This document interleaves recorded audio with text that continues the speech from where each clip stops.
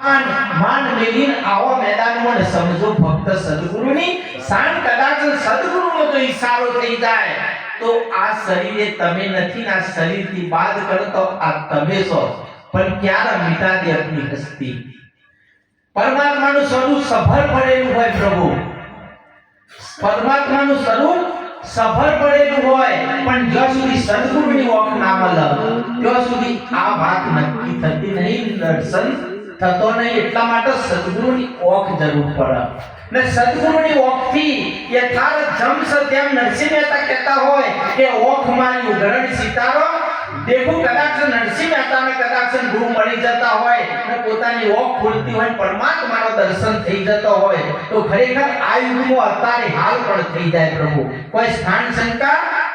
કોઈ કહેતું હોય કે યુગ બદલાઈ ગયો છે તઈ કાળની અંદર યુગ બદલો જ નહીં આજથી 1000 વર્ષ નહીં 5000 વર્ષ પહેલા સૂર્ય જેટલા વાગે ઉગતો તો એટલા વાગે સૂર્ય ઉગે છે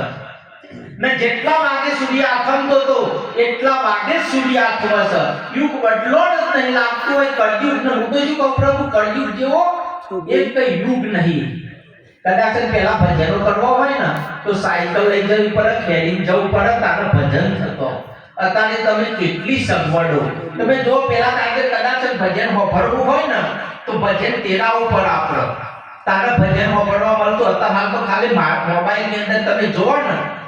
ફટ નહીં ને પેલા આત્માનો પરમાત્માની પ્રાપ્તિ આત્માનો અનુભૂતિ કરવા માટે તમે જો તો 10 વર્ષ ગુરુ મહારાજની સેવા કરવી પડતી ને સેવા કરીએ ને તારે ગુરુ મહારાજ મોજમાં હોય તો આ વાત સમજાવતા નકર નતા સમજાવતા અત્યારે હાલ કળયુગમાં જોવા તમે જો તો એક જ તમે જો તો સત્સંગ કદાચ મળી જાય સદગુરુ મળી જાય પણ બાપુએ શરૂઆતમાં વાત કરી ને જે મફતમાં મળે છે ને મારા તો ગરાક આવ્યું તમે ગરાક આવ્યું કપરો લેવા માટે ને તમે જો તો સરપંચના છોકરાના ઘેર ત્યાં સત્ય વાત છે હું સત્ય વાત કહું છું મફતની કિંમત ના હોય એટલે એને મી બધો કપરો કાઢ્યો 300 વાળો એ તો લગભગ 6-7 મહિનાનો છોકરાનો 300 વાળો કાઢ્યો 250 વાળો કાઢ્યો 200 વાળો કાઢ્યો બધો કાઢ્યો ને પછી બધો ગમાડ્યો નહીં કઈ ના ગમાડ્યું પછી મી સિલ્લે કપડું કાઢીને મૂકી દીધું આજે બાબા શું ગમશે ફટ દઈને ગમી ગયો એટલે પહેલા કિંમત પૂછી કે 300 વાળું છે 500 વાળું છે 250 વાળું છે એ બધો ના ગમાડે ને એ ગમાડી એટલે ખબર જ નહીં કાપડ વસ્તુ શું છે કેવું કાપડ છે શું ડિઝાઇન છે મય અંદર શું મેલ્યું છે કેવો બટન નાખે છે કેવું સીવ્યું છે એ કશું ખબર ના પડે પછી કે એનો ભાવ શું છે ભગત મેં કીધું 150 રૂપિયા કે નહીં ગમતું શું કીધું કે 150 રૂપિયા નહીં ગમતું પછી મને ખબર પડી જ્યાં પછી પેલી કિંમત ઓછી કઈ નહીં એટલે મેં ના કર્યું એટલા સદગુરુનો મહિમા પ્રભુ છે સદગુરુનો મહિમા તમે જો તો એમ રસ્તામાં જब કહેવાનો મતલબ રસ્તામાં રોડ ઉપર તો રોડની સાઈડમાં કપડો કે ગમે તે વસ્તુ વેચાતી હોય એ સસ્તા વેચાતી હોય ને હાડી હોય તે કોઈ નહીં લેતું પેલા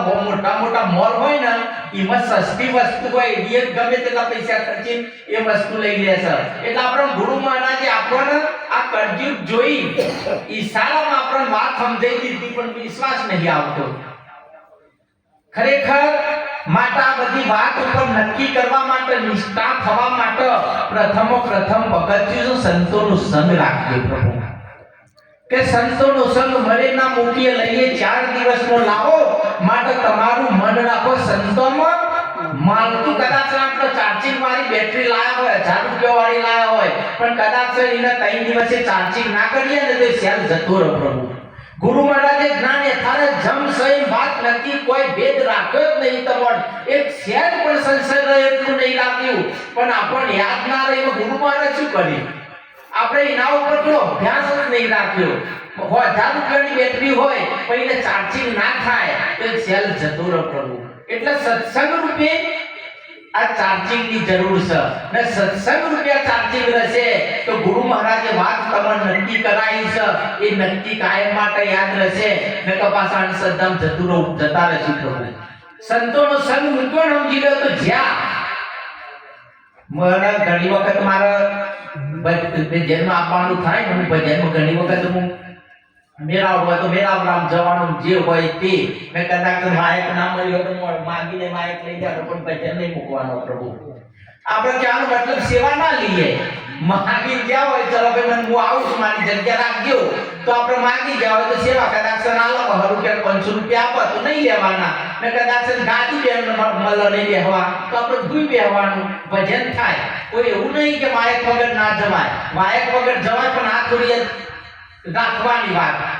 સેવા થોડી નહીં લેવાની ને ગાદી બહુ મોહ રાખવાનો નહીં. પણ ભજન કરજો ને ભજન ભૂલ્યા પ્રભુ તો 100% ગુરુ મહારાજની વાત જે નક્કી થઈ જઈ છે ને એ જતી રહેવાની ને એ જતી રહેશે ને કદાચ બીજા ગુરુ મળી જાય તો હાલત બગડી જવાની. એક દિવસ મારના માટે મોટો આશ્રમમાં ગુરુ પાછા હોય સેવકો એક જ દ્રષ્ટાંત કઈ આપણે જે તો કાર્ય કરવાનું છે કરી દઈએ. આશ્રમની અંદર એક ગુરુ મહારાજ તમે જો તો લોબા બાલ જટા ભેગ નારી ને હોય શિષ્ય કુદરત નગરમાં પહેલો વરસાદ પડ્યો ને વરસાદ ખેંચવાણ્યો એક મહિના આટલી ઝાડ આયેલી ને હુકાવા જાય લંઘાવા મંડવાની ને વીઘો ઝાડ વાયેલી બીજું ખેતર નહીં ને ઢોરણ નાખવા બીજું ઘાસ નહીં. તે પેલા ભાઈએ વિચાર્યું તેના ઘેરથી દૂધનો લોટો લીધો ને દૂધનો લોટો લઈને આશ્રમમાં જ્યો અને ગુરુ મહારાજને આપ્યું સંતને પેલા બાબુ ઘેરથી દૂધ લાવ્યો